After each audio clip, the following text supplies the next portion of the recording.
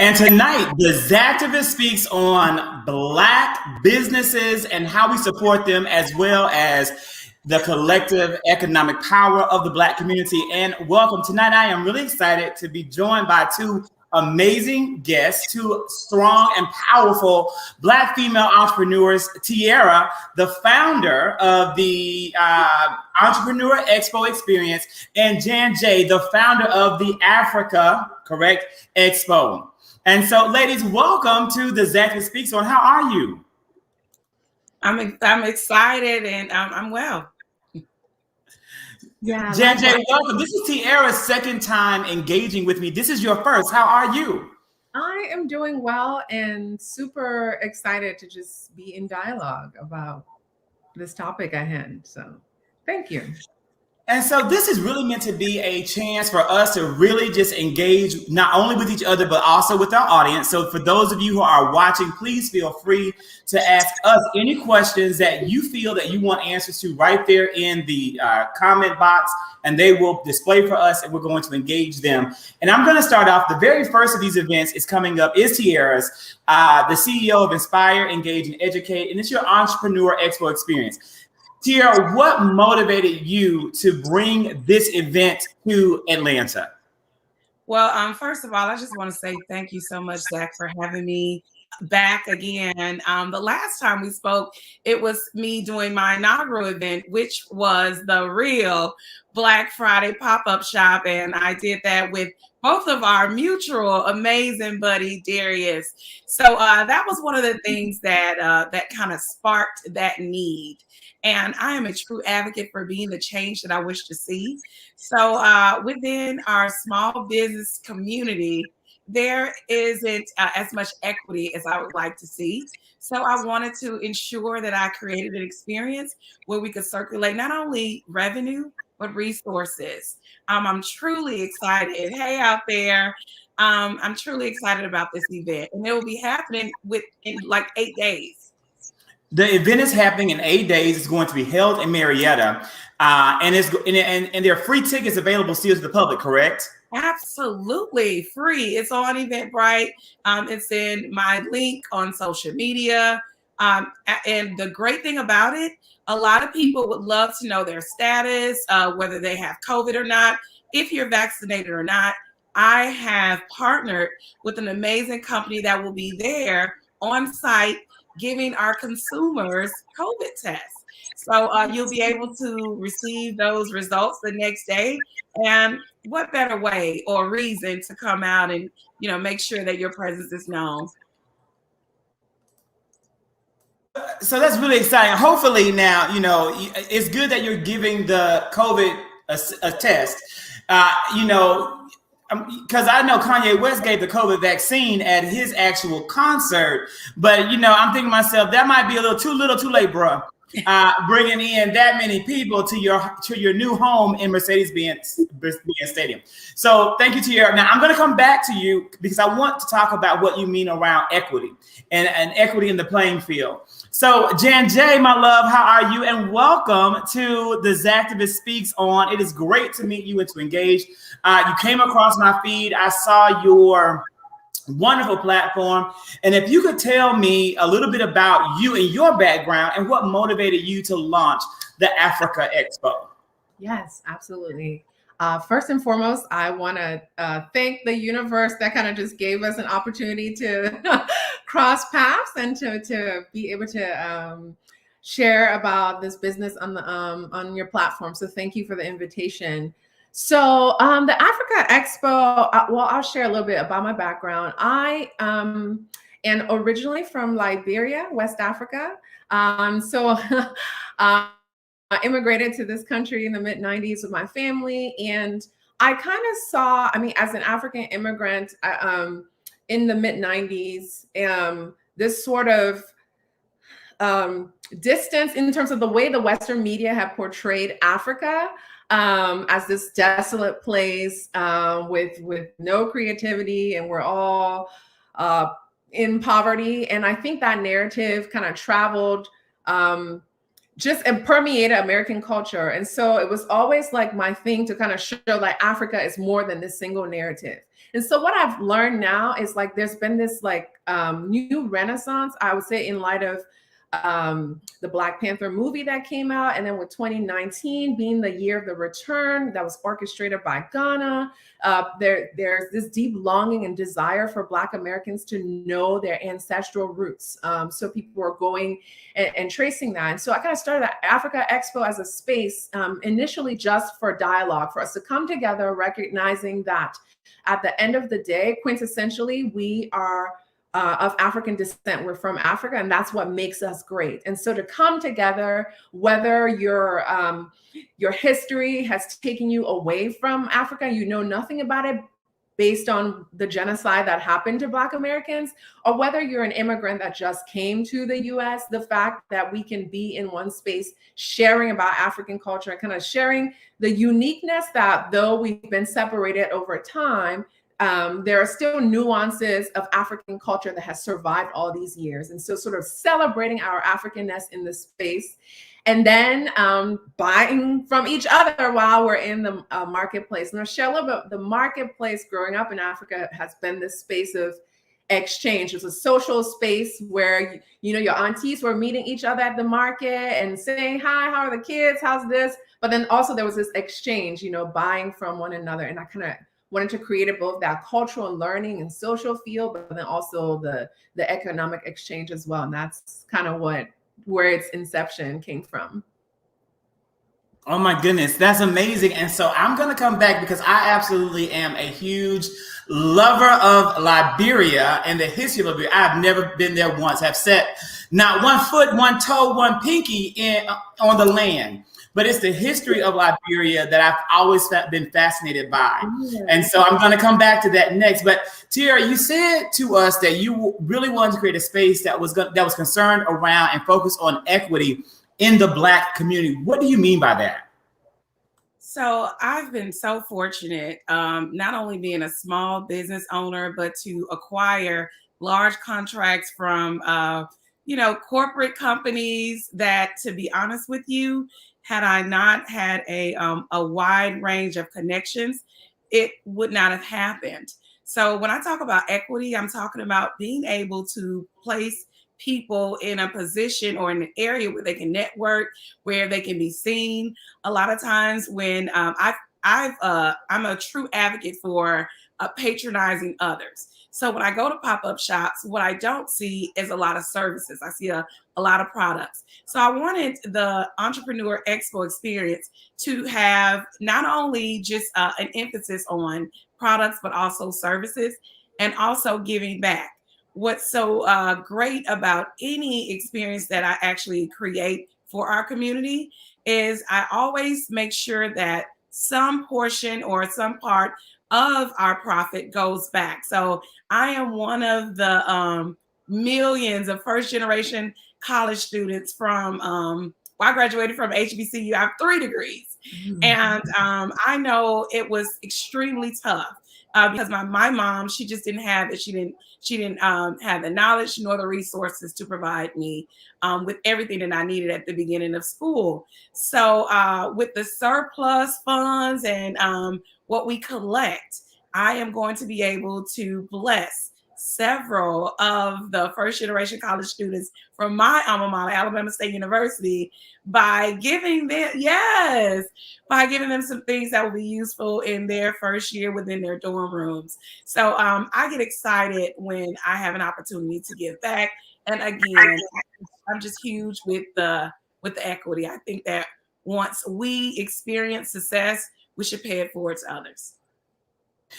And I want to revisit that also when we talk about the Black dollar circulating and really wanting to know why we don't have the support in the Black community for Black businesses that we probably should.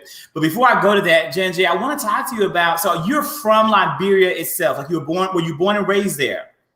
I was actually born in the United States, but when my dad came to school, he was on an international scholarship. But when I was 2, we went back. The family, it was very intentional to sort of do work and the skill set he gained from his education to implement it back home. So I had the blessing of spending my early childhood, and I returned to the US when I was about 10 years old. But my extended family is there, and so very connected.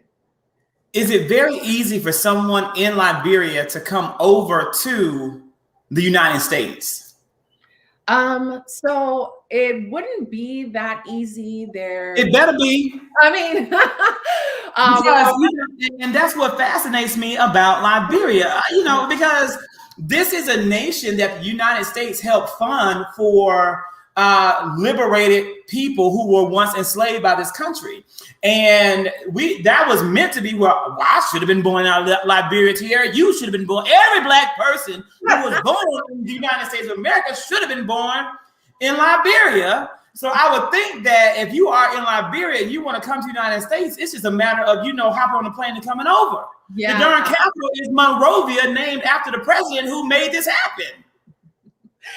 Yes. So I think part of the founding fathers, I think they wanted to sort of create this sense of freedom to the extent that they did not implement this idea of dual citizenship. So and it's really a question now that Liberians who are in the diaspora are having, because as the country is many years post-war now, it will take those who are in the diaspora to sort of return and bring their skill sets and new ideas to sort of help the nation rebuild. But when there isn't dual citizenship, it makes it kind of difficult for those who have this national sense and affinity to the country, but it's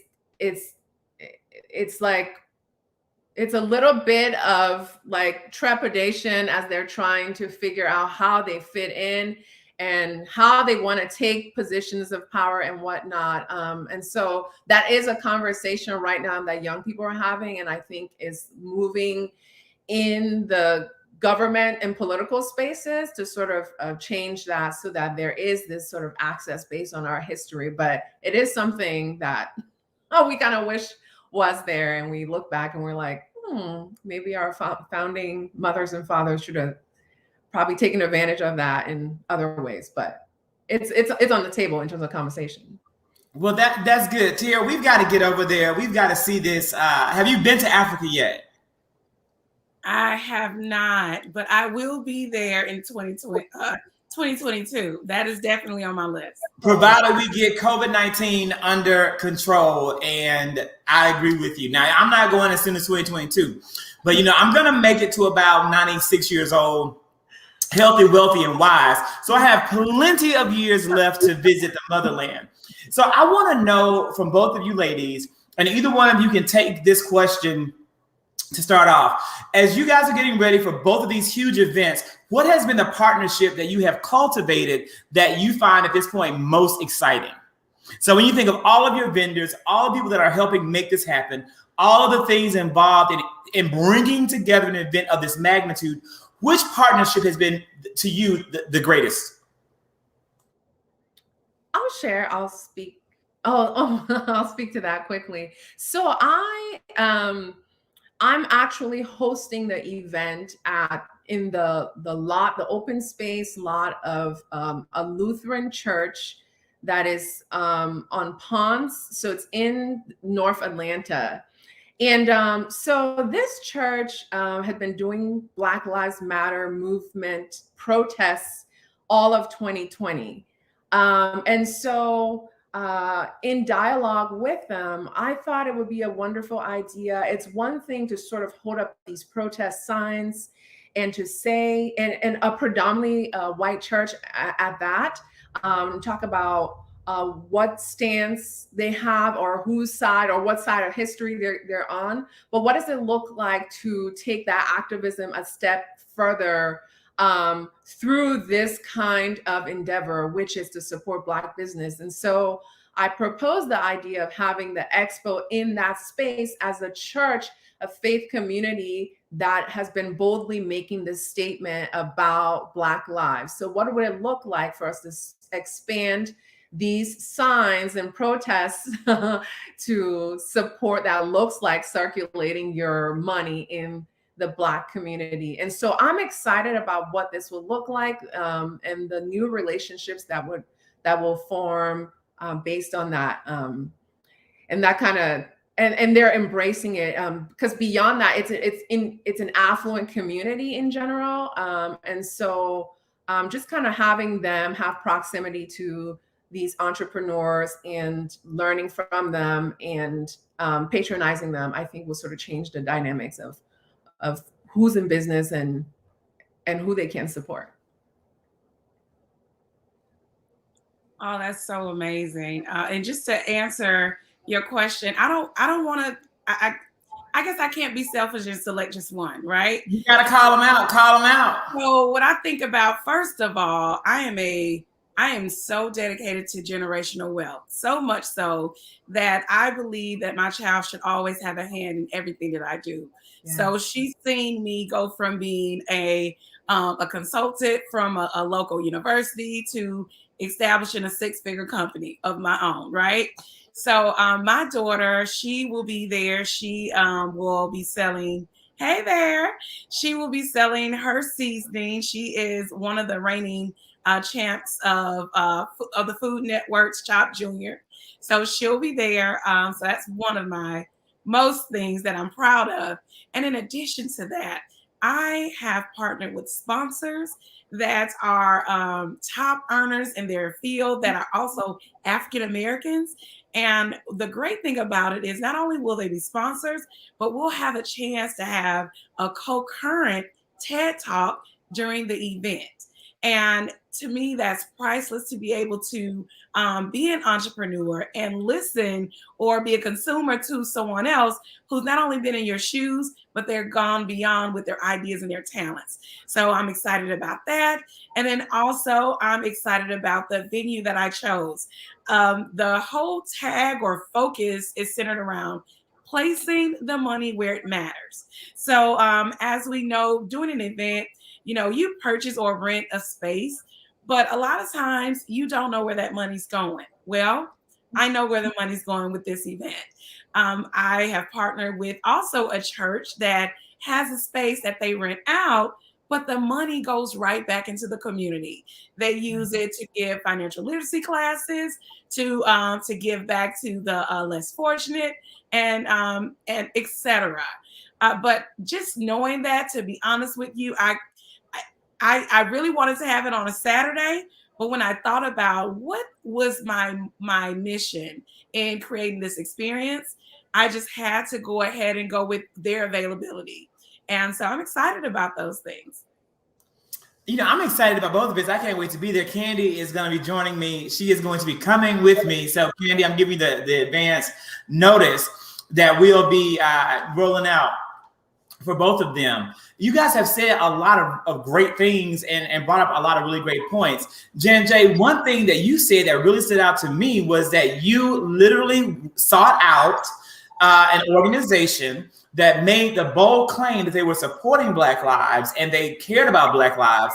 And you actually held them accountable by asking them to truly support a Black life. Now, this is a question. This is going to be somewhat of a hard question. I wasn't going to ask it because I didn't even think it, but you brought it into the conversation.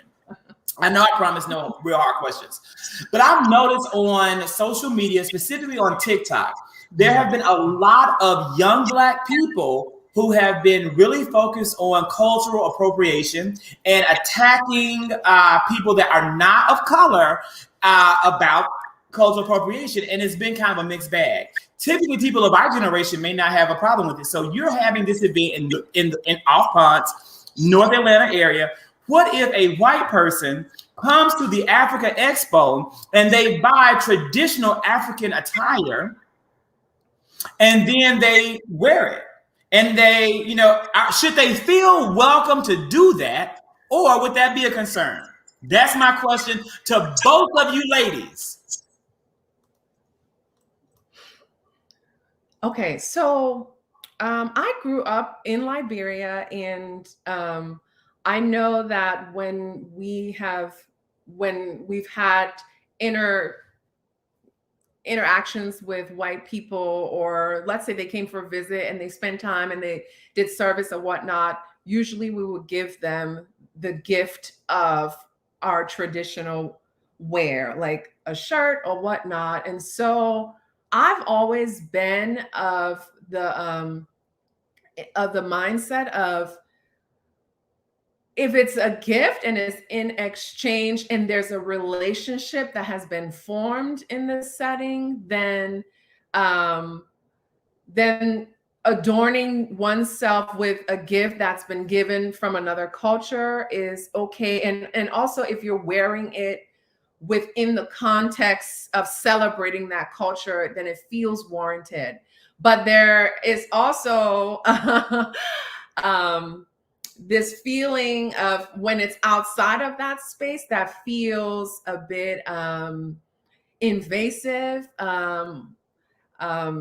And so I would say I'm of the notion it all depends on the context in which you're wearing it. But I would like to think that, if a vendor had a space and was selling several other things, maybe there are other ways to engage in the culture that may not necessarily be about just putting somebody's costume on, somebody's cultural wear on, and kind of seeing it as a costume. And so it's a bit of a tricky topic because there's no like definitive right or wrong answer. I think context matters and relationship matters when you're exchanging cultural attire or the things that sort of like speak to your culture. So I don't know if that really answered the question, but I think at the end of the day, you answered the question hands down, and I mean I have an answer too. Tia, what do you think? I actually concur in many ways. And when I was thinking about that, I was just thinking about many of us are very well traveled and we've gone to different countries and we've purchased different things while we were there just because it was the traditional thing to do. If you go to the Middle East and you go and visit, you're going to have traditional wear. And to be honest with you, if at my events, and I really can't speak for anywhere else, but if you have it there as a service or a product to be purchased, it shouldn't matter who purchases it because they are supporting you. And to be honest, there are a lot of things that are on sale that may not be within our culture, but we purchase it. So, I don't see the difference. And I really try to be the change that I wish to see. So when we talk about being inclusive, I think that we have to think about that in every aspect of that word or that idea. I agree, Hunt. Look, these vendors are coming to the markets, to both of these expos, to sell what they have created or what they have procured. The purpose is for them to make a profit so that they can support their Black families and the people that they love and to keep that money going. So I personally hope that we get tons of people coming into both expos who are going to contribute to the collective economy so that that money can continue to flow through that collective economy. Yeah. This is a statistic that I found shocking when I learned it in 2019, that in the Asian community, the Asian dollar circulates, well, actually in the American as a whole, the Asian dollar circulates for 28 days around the community. That means of all ethnic groups in the United States, they are keeping their money within their community the longest. 28 days, the dollar circulates.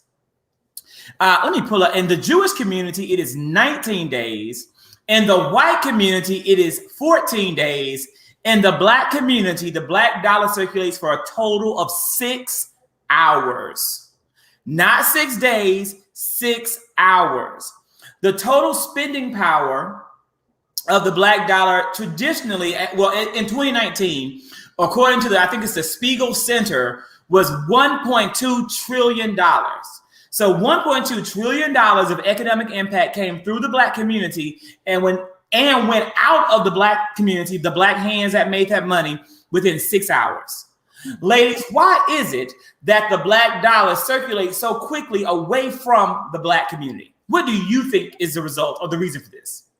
Well, I'd like to have a go at this question because, to be honest with you, These are all factors that I think about when I made my proclamation earlier about being the change that I wish to see.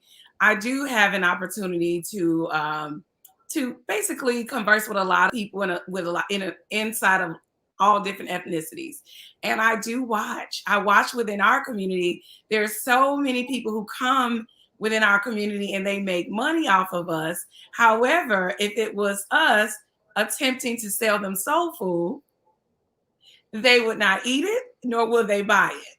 So I just feel that we are at the point where we do need to be able to, if there's something that needs to be fixed at your home, or something that's broken, or something that you want to purchase, there should be an opportunity for you to have an African American, or even locally someone that you can contact to meet your need, as opposed to seeking outside.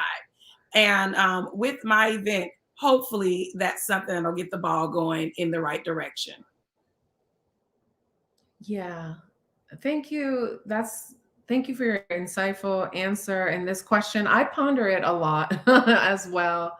Um, I think we need to, okay, we talk a lot about like Black pride, and I think we just need to um, have pride in the things that we create. So I'm thinking about like just some of the simple things that we do to sort of elevate like other people's skill sets and what we do and what we in the business that we have. So writing reviews, and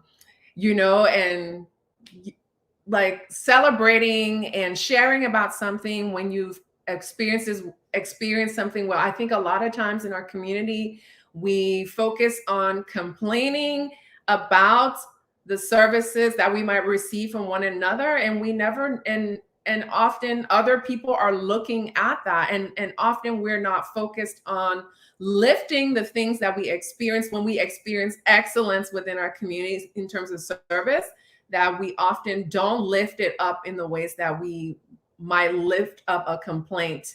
And so I think there needs to be more of that, celebrating when we do encounter a Black business that does serve us in an excellent way, to sort of shift the ways in which we speak about Black businesses. I think it starts there, but I also affirm what Tiara was saying, that there needs to be a sort of intentionality on seeking out service people who can give you something that, and those people are Black. That intentionality goes a long way. It's not that they're not there. It's just you need to search for them and have some intentionality around looking for those business owners. So, And I wanted to just add just something else, that I read a book, and I'm not sure if you guys have heard of it. It's called Contagious. And toward the end of the book, it's about marketing. And toward the end of the book, it talks about the different ethnicities and why there is a niche carved within the market for them. So how we know that, of course, if it's time for you to go get your nails done, you're going to go to Vietnamese businesses. Well, that is not by chance. That actually happened, whereas there was an actress that went to a Vietnamese camp within Los Angeles, and the Vietnamese women were like taken by her nails, and they liked them so much that she brought in her nail tech. Her nail tech began to teach the Vietnamese women, and then there was a cycle that just happened, where when people migrated within the country, they learned the skill set and they helped each other, right? The same thing happened with a lot of the Jewish people who are migrating within our country. So when we think about African Americans and our skill sets, they're diverse, right? They're so broad. I really do believe that we should begin taking the time out to galvanize what is it? What is it that we bring other than being a large consumer? What is it that we bring to within the marketplace that no one else can bring? We know our culture is dynamic. It is basically bottled and sold by the dozens. So I just really think that we as African Americans, we have to figure out how to capitalize on what it is that we bring to the marketplace and support each other once that niche is defined. Don't feel as if because it's not a Vietnamese nail shop that the Black shop isn't going to be superior, or if it's not a Korean place where you go and buy your extensions from, that a Black place would not provide you with maybe even a better experience, because they do know some of the pitfalls that occur. So I think that there really needs to be some work around that, building each other up.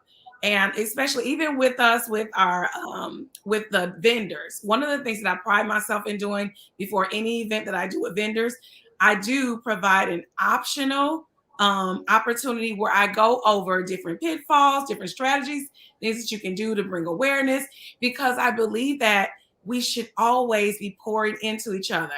I don't know everything, but what I do know, I'm willing to share. So that's my piece.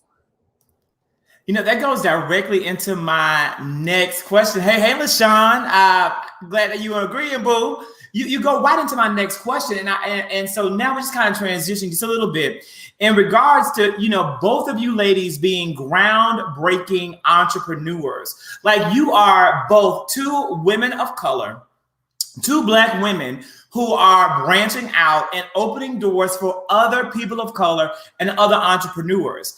In the journey that you both have gone through, I know that you have learned some very valuable lessons.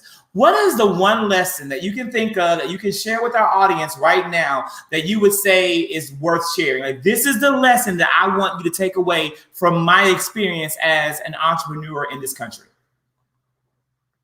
And while the ladies are having some think time, again, this is August, Black Business Month. And that is why this is the focus, you know, for tonight, because both of these ladies are not only Black entrepreneurs, but they're literally opening doors for other Black businesses to bring collective economy to the community. All right, ladies, take it away. Anybody can answer it. I'll go first again. Okay, so just to kind of get clarity, what you did ask was, what are some of those lessons that we've learned?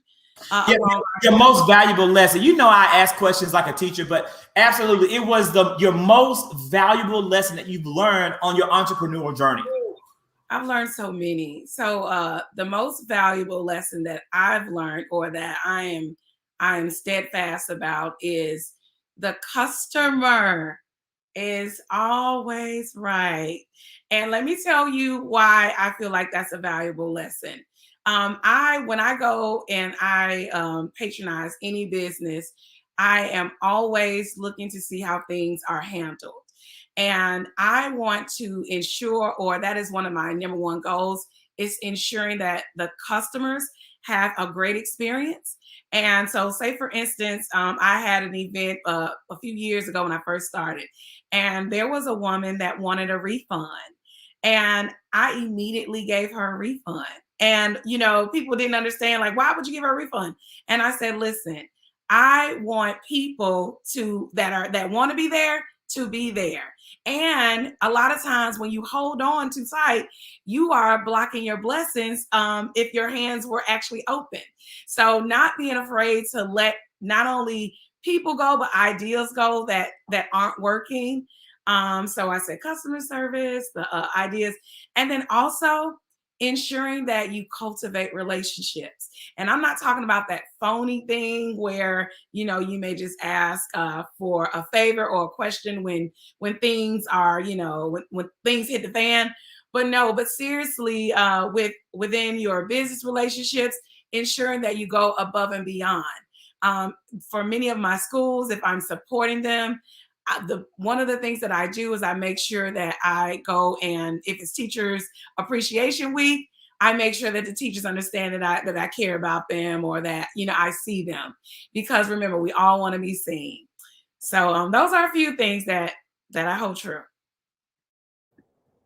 Yeah, Tiara, I totally affirm all of those things. I think for me, one of the lessons was about just the idea. So like the inception of the thing that is your passion project, like that when it comes to you, don't brush it off. Just sort of push through, and then also find someone or people in your circle that you can kind of flesh out your ideas with, right? So often, like, you're the only one that's living in your brain. You have this idea, and when it won't go away, you know that it's powerful and it's beyond you. And so find people who are in your circle, people who trust you, people you can lean on, that you can be able to that can hold you accountable for the steps that you need to take in order to see this idea come to life. I would say that's probably one of the most valuable lessons. And then also just trust the process, and also the piece about relationships as well, that often it's not about like a huge following in the beginning, but it's about doing things well and trusting that the people that are already in your circle are going to be your biggest fans. And then also business plans are really important. So those that background stuff that people don't see, but that allow the business to kind of run smooth. I think often when people are looking at you and they see things going well, they don't know the blood, sweat, and tears that's put into the work behind the scenes. But make sure you trademark your ideas. If you're working with others, contracts matter. Things need to be written down so that things don't come back and bite you later on. And these are lessons that are really important, and habits that need to be put into place so that as your idea and your business grows, that you know those things are taken care of and you have a foundation anchor. I would say those are lessons that I've had to cry about at times, but like you look back and you're like, okay, that's why I had to learn these lessons. So that would be my insight. And then, oh, I'm sorry. Go ahead. No. So as you were talking, I was just thinking about discipline kept coming in my head as well. Listen, please be disciplined. Yes. I am still a work in progress. If you, and making sure that you, the day before or maybe the week ahead, you make your to-do or your schedule and put things in your calendar to hold yourself accountable. Because a lot of time, I mean, you don't have a boss telling you, hey, this needs to be done, all this. And also, you never want to overcommit. So you want to make sure that you undercommit and over deliver. So if you tell someone that you're going to have it in by Tuesday, make sure that you can even get it in by Monday, and then just blow them out the water.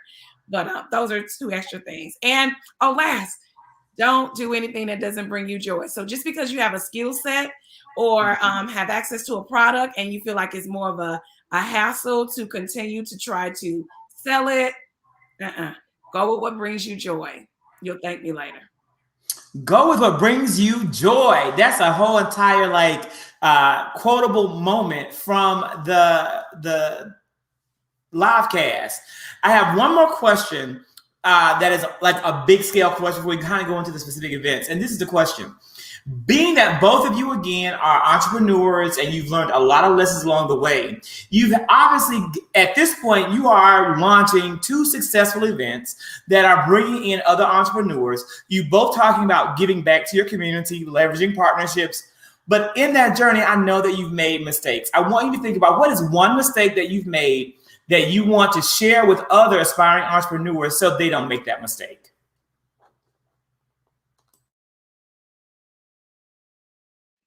So I'll be extremely transparent. I recently purchased a home, and doing so as an entrepreneur can be a lot because there's so much that you have to prove and show. And one of the things that I initially, when I first started my business, is I kept everything in my personal account. So that's one thing. If I can tell you something right now, get a business account. Separate your business from, I don't care if you are cooking chicken in the kitchen, doing hair in the kitchen, get a business account. even if you feel that you don't have all your eggs in a row or ducks in a row, just make sure that you're able to clearly draw the line of what your business made, and in comparison to what you have on a personal note. Also, pay yourself. And because remember, when your business makes money, that's not all your money. You have to reinvest, and you have to have money so that there's going to be a rainy day. Something's going to break down. You're going to need money. So ensure that you are keeping your finances tight. Learn it from me. I'm telling you, you're going to want to purchase something. You're going to want to buy something. But it's just great practices. Yes. Snap to that. Because that definitely was a mistake I made the first year with my expo, was sort of not starting a business account, which I do have now. So amen for mistakes that you learn from. And then I would just add to that, and when you're working with people, make sure roles are sort of defined and spelled out in terms of what people bring to the table and what they want to do. Because I think later it comes back, especially as it kind of relates to when you're dealing with finances and how you pay people in general, when they don't spell out what it is, or you don't give your expectations, or they don't spell out what it is, things can just get a little bit murky, and it can cause points of contention. So I would say just be very meticulous in when you're working with people, you're bringing in partners and others who are going to be journeying with you, that you sort of spell out what expectations you have of people, and they also share what it is in a particular, what it is their roles are, so that there's no drama later. So I learned, those are things I learned from the hard way. Oh my goodness. So we got a great comment here from Lydia. I've loved and appreciated everything you all have said tonight. I'm curious as to your opinion on the possibility of isolating other races in the movement to lift Black lives and their community. I absolutely agree, but I do worry that not everyone does or will, and it might hinder the main goals behind such beautiful ideas. And so, Lydia, just kind of to synthesize the question, I think that you have a lot of people doing work in equity who have become kind of gatekeepers, for lack of a better word. And this is really, to me, like I spoke a little earlier, I think it's more of a young phenomenon, more so than one coming from the more experienced people in the communities as a whole. A lot of young Black people who are social media influencers are very concerned about gatekeeping, because they want to be in control of the culture that they contribute to and make happen, because that is their only locus of control or seat of power. When Tiara talked earlier about what do we do well, it is culture. We bring flavor, spice, and culture to the United States of America. And these young people don't want to see that taken and disrespected. However, I think a number of older people understand the value of sharing the culture and helping you understand and appreciate the culture, so that you appreciate the Black lives behind the culture. So I don't necessarily think that, it's not meant to be isolating. It's meant to be inclusive, but you have to come to the experience with the heart of inclusion to kind of make that happen. So I think that may be more of that's how I would answer the question, and say, I think, again, because I've seen the same thing, and I felt I'm a huge fan of cancel culture, as you know. But I am not a huge fan of gatekeeping. I do believe you should check someone who gets out of line. I do think that you should call out disrespect when you experience disrespect. But again, all of this is all a part of the American experience, the good and the bad. And we have to work together to make that experience meaningful for each of us. Well, you've known this brain for a long time. Tiara and Jen J, any thoughts on that to add to it? Well, Lydia, that was a great statement that you made. And to be honest, that's one thing that I always consider when creating an experience, curating the experience for consumers, because that's what I pride myself, elevated experiences. I want the consumers to come into the event and feel as if they would feel if they went to the Gucci store and was offered a bottle of wine or a glass of wine and water, which is complimentary at the event. Because with group economics, we can make that happen. As a small business owner, you may not be able to rent an event space on your own and have a DJ or have a vibe that is extremely inclusive and diverse. But that's what I'm able to do. And I'm excited about it. So no matter if you are, I mean, a small business owner is a small business owner, right? And those are the people who are offered opportunities to be a vendor at my event. Jen J, anything to add? No, I affirm everything that's been said. I think it kind of goes back to what I was saying in terms of my intention for starting the expo was just to create a space to teach so that we don't end up and that was always the idea behind the expo. I'm not like innately a business person, so it was always about education. So when we come to my motto is where the marketplace meets the classroom. So we are learning from one another. And so once we create this space where we are exchanging ideas and learning, then I think we have an opportunity to then like the guard comes down in terms of gatekeeping, and we don't have to feel so much defense about culture, but that we can literally share culture because we've sat and we've learned and we've understood, and it's a journey, right? It's not a one-time thing. There's a leaning in over and over that needs to be done, but creating that initial space to do that, then it creates this opportunity that we don't have to feel so defensive about the culture. That is correct. I agree 100%. So that goes right now, Jen J. And two, again, that is literally your tagline on the website, where the marketplace meets the classroom. So we are going to have, on October the 30th, the day before Halloween, we're going to come together on that Saturday at the Lutheran Church off Ponce, and we are going to engage in the Africa Expo. Tell us what we're going to experience. What are we going to get when we come out on October 30th? Yes. Okay, so first and foremost, there will be vendors. So many of them, from food to African attire to just all kinds of artists. We will also have a stage where there will be performances from an Afro pop soul singer of Nigerian descent. We're going to have people do poetry or spoken word.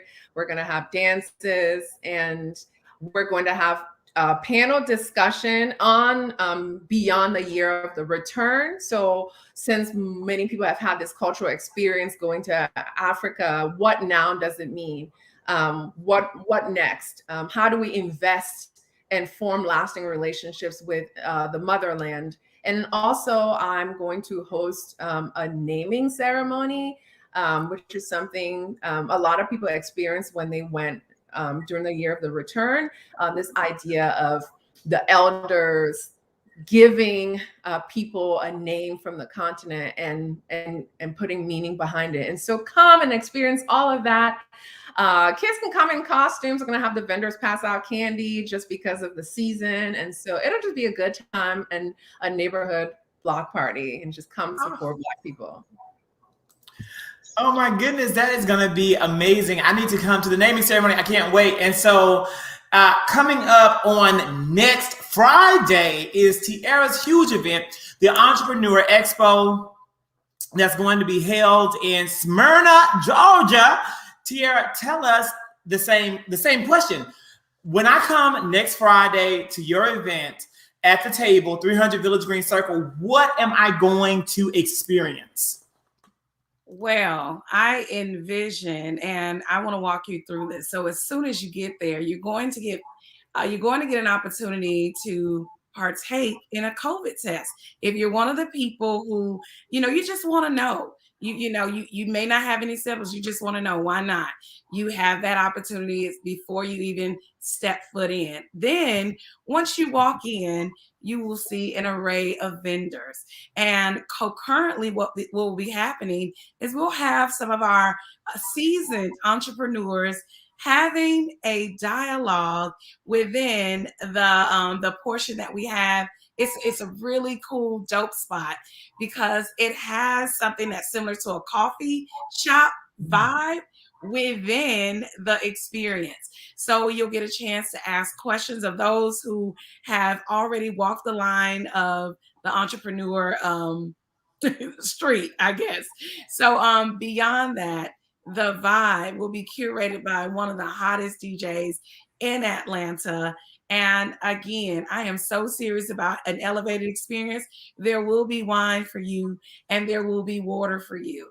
And you'll get a chance to network, talk to some people who have some services that I know you'll need, as well as look at the beautiful event space that we have.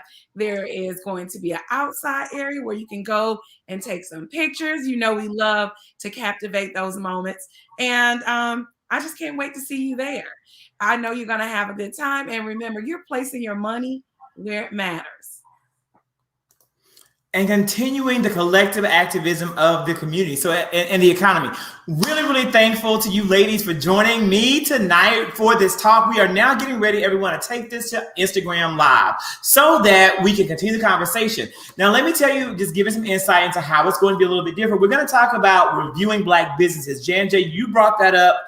It's a little bit controversial. I'm going to dig a little bit into the concept of how we review Black businesses and what we should do in that review. Lydia, we are going to talk also about the isolationism that some people are experiencing from the Black community because of gatekeeping. And we're going to talk about the African narrative that has been perpetuated in this country by media and social media and what our role would be in combating that. We're also going to talk about Contagious here because I want to know more about this book. So these are some things that we're going to talk about on the IG Live. We're going to be joined in that conversation by Vince Ashton, the CEO of It's a Cheesecake ATL, a vendor who needs to be really at both of your events. So we're going to convince him to get that book. I already DM'd him. And just a really quick plug because we are 8 days away. Listen, I still have spots for vendors. Please contact me. Now, did Vince respond back to get a spot? He did respond back, but he has to check his calendar. Well, I'm going to get a table for the guys in general for whatever they may want to bring to the table. So, and if no one has anything to sell, it's fine. It'll be my donation, to you and to the work that you do. So that's definitely happening. So this will be a chance to get him on the spot right then and there. He can check that calendar tonight. So everybody, thank you guys for joining us. Check us out again on the IG Live. You can come to my Instagram, the Zactivist. You can go to J&J. J&J, which IG will you be on? You're muted. At the Africa Expo. At the Africa Expo, and Tierra's going to be at Inspire, Engage, and Educate.